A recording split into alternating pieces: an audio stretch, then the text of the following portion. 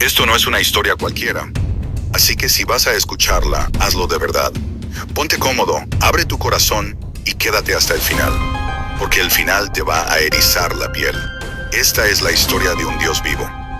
No comienza en un palacio ni con ejércitos. Empieza con una corona de espinas, con una túnica manchada de sangre, con un hombre desfigurado por el dolor, cargando un madero más pesado que cualquier condena. Y mientras el mundo miraba con indiferencia, el cielo entero contenía el aliento. Jesús, el Hijo del Dios Altísimo, no fue vencido, se entregó, no fue atrapado, se ofreció, y no fue clavado a la cruz por clavos humanos, sino por amor eterno. Mientras lo azotaban, Él callaba. Mientras lo escupían, Él perdonaba.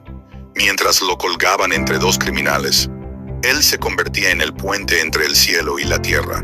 ¿Qué pasaría si te dijera que hace más de 2000 años, en una tierra bañada por el sol y el polvo de la historia, tuvieron lugar 7 días que no solo partieron el tiempo en dos, sino que desgarraron el velo invisible entre lo humano y lo divino? No fue solo la historia de un hombre que caminó hacia su final, fue la historia de una guerra silenciosa, librada sin espadas, pero con el peso de un universo entero en juego. Porque lo que ocurrió en Jerusalén no fue una tragedia, fue una declaración, y su eco aún vibra bajo la piel del mundo. Las colinas de Jerusalén apenas despertaban cuando la noticia se esparció como el fuego en el viento. Jesús de Nazaret se acercaba. El aire temblaba con una mezcla de esperanza y temor, de fe y ansiedad. Los pasos del Galileo resonaban en calles polvorientas mientras la multitud lo recibía no como un simple profeta, sino como la encarnación de una promesa ancestral. Pero la escena, aunque vibrante, escondía una tensión que aún no comprendían. El rostro de Jesús no irradiaba poder ni ambición. Era la expresión de quien sabe que lleva en sus hombros algo más grande que el destino de una ciudad. Venía montado en un burro, no en un corcel de conquista.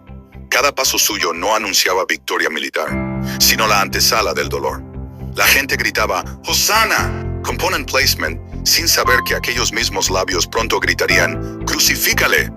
Pero él, lejos de dejarse llevar por la exaltación, mantenía los ojos fijos en un horizonte que solo él podía ver. En medio de la euforia popular, el silencio de los fariseos era aún más ruidoso. Sus miradas afiladas escrutaban cada gesto de aquel hombre que alteraba el orden con solo aparecer. Para ellos, Jesús era un peligro. No porque predicara amor, sino porque lo vivía con una verdad que hacía temblar sus estructuras.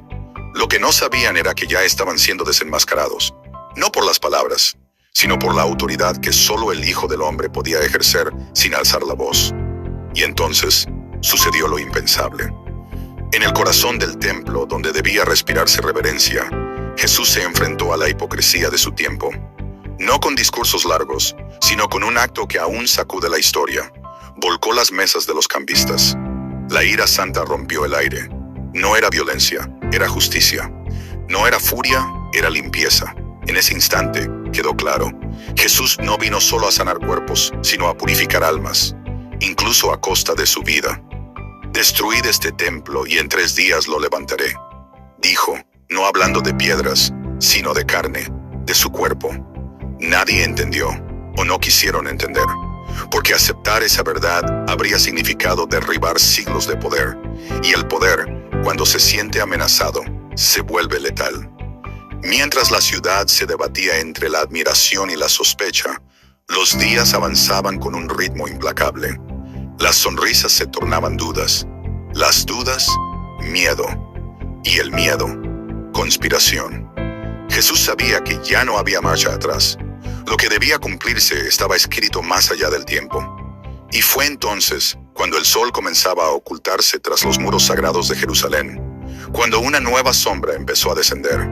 Y en ese segundo retiro, mientras el silencio del huerto envolvía cada rincón como un manto sagrado, Jesús se entregó por completo, no solo a la oración, sino al destino. Su cuerpo temblaba, pero su espíritu comenzaba a brillar con una paz extraña, poderosa, casi imposible de explicar.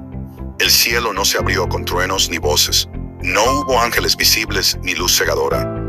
Solo la presencia invisible del Padre y un sí eterno pronunciado con cada fibra de su ser. Hágase tu voluntad.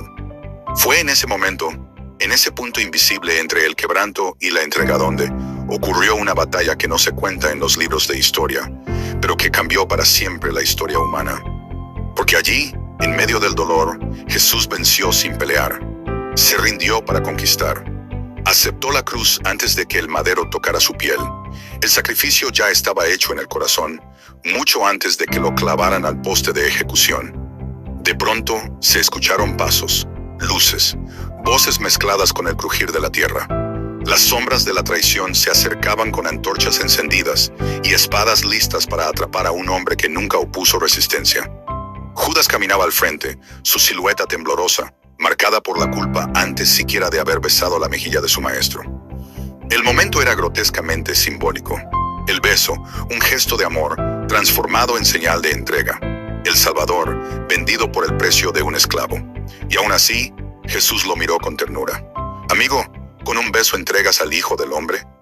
Esa pregunta no buscaba condena. Buscaba rescatar el alma de quien ya se había perdido. Pero era tarde. La decisión estaba tomada. Los soldados avanzaron y los discípulos, al fin despiertos, intentaron defenderlo. Pedro, con ímpetu desesperado, desenvainó su espada e hirió al siervo del sumo sacerdote. Pero Jesús, aún en medio del caos, restauró lo roto, sanó al herido, detuvo la violencia. «Guarda tu espada», dijo. «¿Acaso no voy a beber la copa que el Padre me ha dado?» Fue entonces cuando el Hijo del Hombre se entregó voluntariamente. No fue arrestado, se dejó tomar. No fue capturado, se ofreció. Y en ese instante, la humanidad presenció la encarnación perfecta de la obediencia, de la entrega total. La oscuridad se hizo más densa mientras lo llevaban lejos, y los discípulos, confundidos, se dispersaron como hojas al viento. El cielo parecía guardar silencio. Jerusalén dormía. Pero en el mundo espiritual algo se estaba desatando. La primera batalla había terminado. La más grande aún estaba por comenzar. ¿Y tú? ¿Puedes sentirlo? Esto no es el final. Ni siquiera es el principio del final. Es apenas el final del principio. Padre, si esta copa no puede pasar de mí sin que yo la beba, hágase tu voluntad. Así comenzó la noche donde el alma tembló, pero no se quebró, donde el silencio del cielo no fue ausencia, sino espera, donde la obediencia fue más fuerte que el dolor y el amor más fuerte que la muerte. Jesús solo, en un jardín que ya no era jardín, sino campo de batalla espiritual, pronunció su entrega con sudor de sangre. Los discípulos dormían, el traidor se acercaba, el cielo enviaba un ángel, y allí, en la oscuridad, bajo el peso invisible de los pecados del mundo, el Hijo del Hombre se levantó, no con espada, sino con decisión, no con fuerza humana, sino con una voluntad rendida a lo eterno. La traición ya respiraba cerca, el beso del enemigo estaba a segundos, pero Jesús no huía, porque cuando el amor es perfecto, el sacrificio no se negocia, y la historia, una figura ensangrentada, una silueta quebrada por los latigazos, un rostro donde el dolor y la paz coexistían de forma imposible. Así lo presentó Pilato al mundo. Ecce homo. Pero lo que pretendía ser un intento de compasión fue recibido por la multitud con gritos más feroces. ¡Crucifícale! No hubo piedad, no hubo justicia, solo el estruendo salvaje de una humanidad que no reconocía la luz cuando la tenía delante. Los líderes religiosos, consumidos por su propio odio, agitaron a las masas con mentiras, y la voz del pueblo, cegado, se convirtió en el eco de la injusticia. Pilato vaciló, el poder tembló, la verdad fue vendida al precio del miedo. Y entonces, las manos del gobernador se lavaron, pero su alma quedó manchada. Lavarse las manos ante el justo no era inocencia, era renuncia, era complicidad. Y Jesús callaba. No porque no tuviera nada que decir, sino porque su silencio era más alto que cualquier grito. El Hijo del Hombre, con la carne desgarrada y los ojos serenos, aceptaba el camino de la cruz, sin desviar la mirada, sin maldecir, sin huir. Era el rey, pero no de esta tierra. Su trono no sería de oro, sino de madera. No sería alzado por honra, sino por clavos.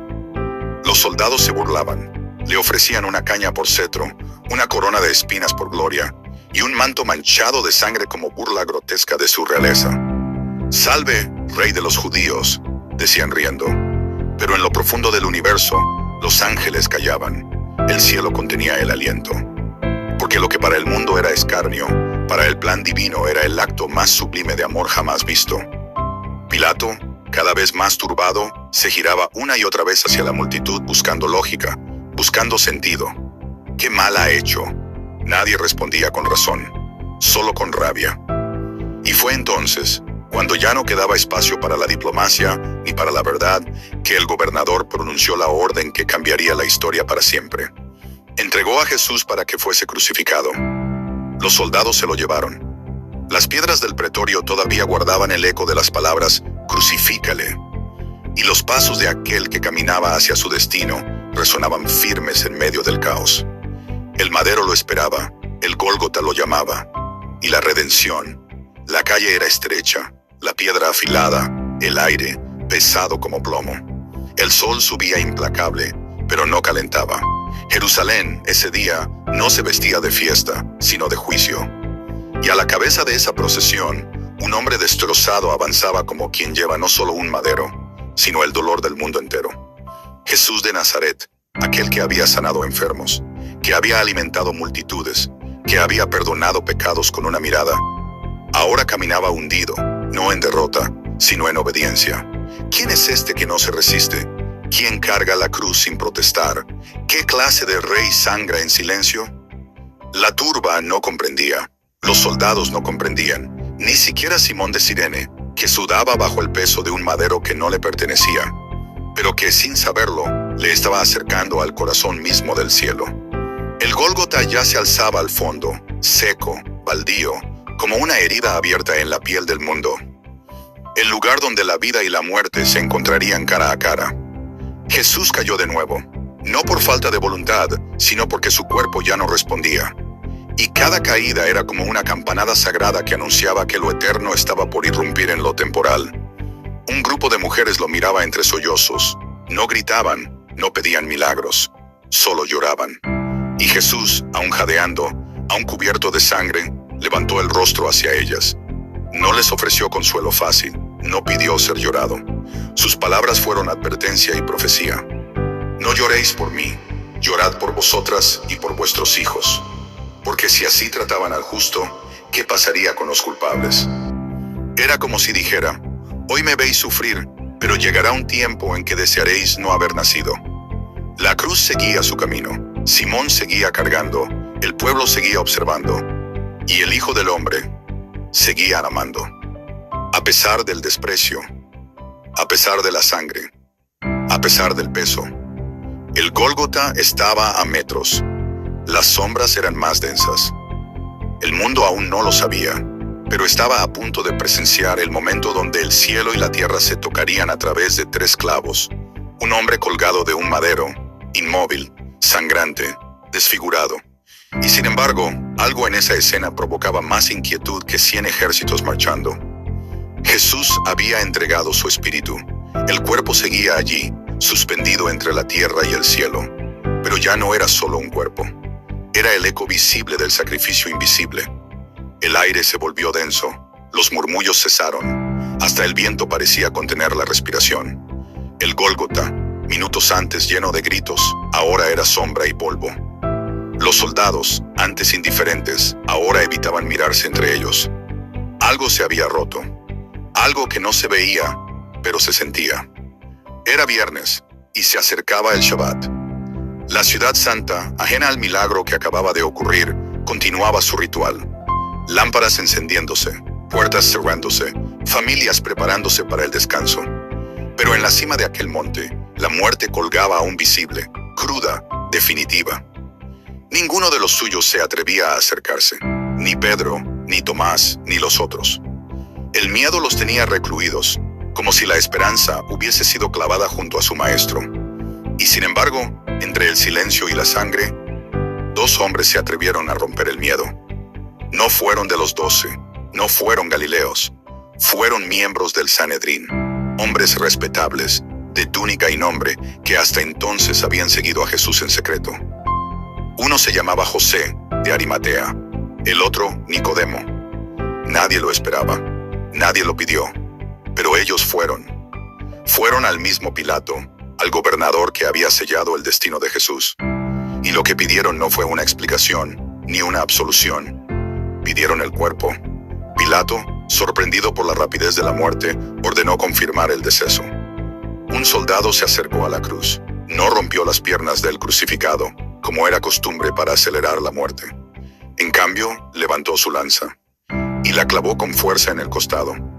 De la herida brotó sangre y agua.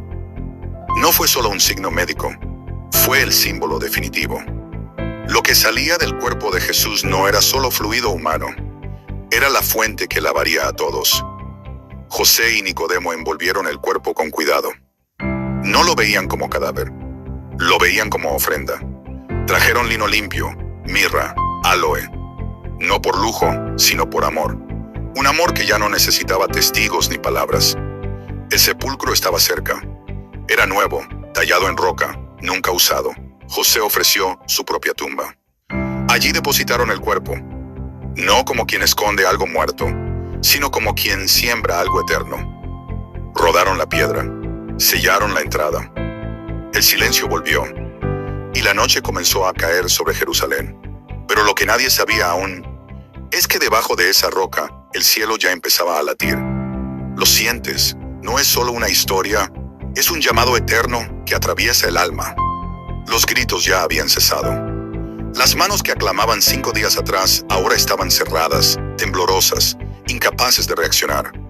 Y mientras los enemigos aún celebraban su aparente victoria, del silencio emergió una figura inesperada, José de Arimatea. Un hombre justo, un discípulo en secreto. Un corazón que no había aplaudido la injusticia. Un alma que, cuando todo parecía perdido, se atrevió a hablar. Fue él quien caminó con firmeza hacia Pilato, el mismo gobernador que había cedido a la presión del pueblo. Pidió el cuerpo. No como un político, no como un fariseo. Pidió el cuerpo como quien pide algo sagrado, algo que no le pertenece, pero que honra como suyo. Y junto a Nicodemo, otro que en la noche había buscado la luz, bajaron al maestro de la cruz. No fue un gesto rápido, fue un acto litúrgico. Cada herida tocada con reverencia, cada trazo de sangre, una línea más del evangelio encarnado. Lo envolvieron en lino limpio, lo ungieron con mirra y aloe, como a un rey, como si supieran que ese cuerpo desgarrado estaba más vivo que el mundo entero. Y lo depositaron en un sepulcro nuevo, no por lujo, sino por profecía. La piedra rodó, y el mundo contuvo la respiración. Los soldados fueron colocados. El sello de Roma fue fijado. El imperio creyó haber controlado lo incontrolable. Vigilaban un cadáver, sin saber que custodiaban el epicentro de la eternidad. El sábado cubrió a Jerusalén con su manto de quietud. El ruido del mercado cesó. Los pasos se hicieron suaves, pero bajo tierra el cielo trabajaba. En lo oculto el plan se cumplía. Y en el corazón de cada seguidor, el duelo palpitaba junto a una llama que se negaba a apagarse. María Magdalena, María, madre de Jacobo, Salomé. Ellas no pudieron olvidar, ni la cruz, ni la tumba, ni la promesa. Apenas amanecía cuando salieron, con un amor que no razona, con perfumes entre las manos y dolor en el pecho. Iban a ungir un cadáver, pero terminaron ungidas por la eternidad. Llegaron al sepulcro, y lo imposible ya había sucedido. La piedra pesada como el pecado del mundo había sido removida. El lugar vacío. Un ángel, una luz, una voz. ¿Por qué buscáis entre los muertos al que vive? No está aquí, ha resucitado. Y en ese momento, la historia cambió para siempre. Lo que parecía el final se volvió principio. Lo que se selló con una piedra se abrió con poder. Jesús, el Nazareno, el Hijo de Dios, había vencido a la muerte. Magdalena corrió. Juan dudó. Pedro lloró. Pero el resucitado no esperó en el sepulcro. Fue en busca de ellos. Y allí, encerrados por miedo, Jesús entró sin tocar la puerta, como solo entra el que ya ha vencido todo. No les gritó, no les juzgó. Solo dijo: paz a vosotros, quédate con esto. Las marcas en sus manos no eran recordatorios de sufrimiento, eran sellos de redención. Su costado herido ya no sangraba, ahora brillaba. Cristo no resucitó solo para mostrar su poder, sino para abrir el reino. para que tú, sí, tú que estás leyendo, puedas caminar también hacia la vida eterna. Y ahora te toca a ti. ¿Qué parte de esta historia ha tocado tu alma? Déjalo en los comentarios y sé parte de esta comunidad que no calla el milagro. Comparte esta historia. No es solo un relato, es una puerta abierta, es el latido del cielo, es tu historia también. Cristo vive, la tumba está vacía, y por eso, la muerte nunca más será el final.